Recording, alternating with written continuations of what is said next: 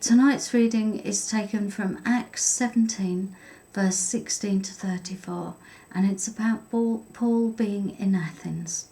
While Paul was waiting for them in Athens, he was greatly distressed to see that the city was full of idols.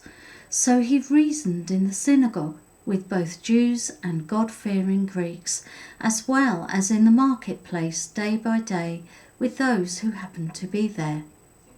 A group of Epicurean and Stoic philosophers began to debate with him. Some of them asked, "What is this babbler trying to say?" Others remarked, "He seems to be advocating foreign gods." They said this because Paul was preaching the good news about Jesus and the resurrection.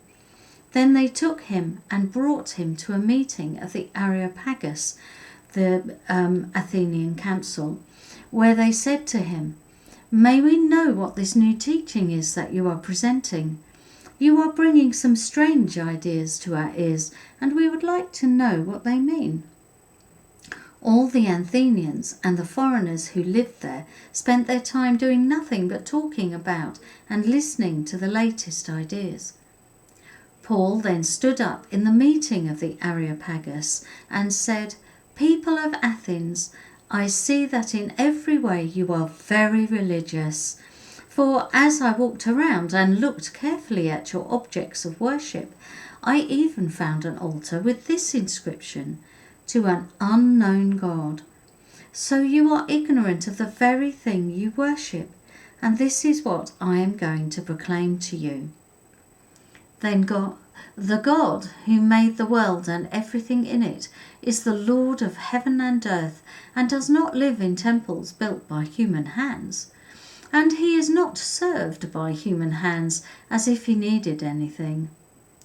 Rather, he himself gives everyone life and breath and everything else. From one man he made all the nations, that they should inhabit the whole earth. And he marked out their appointed times in history and the boundaries of their lands. God did this so that they would seek him and perhaps reach out for him and find him, though he is not far from any one of us. For in him we live and move and have our being. As some of your own poets have said, we are his offspring. Therefore, since we are God's offspring, we should not think that the divine being is like gold or silver or stone, an image made by human design and skill. In the past, God overlooked such ignorance, but now he commands all people everywhere to repent. For he has set a day when he will judge the world with justice by the man he has appointed. He has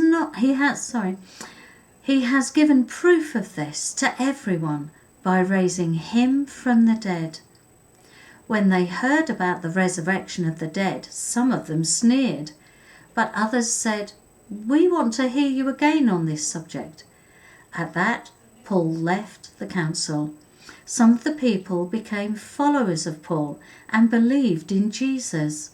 Among them was Dionysius, a member of the Areopagus, also a woman named Damaris, and a number of others. This is the word of the Lord. Thanks be to God.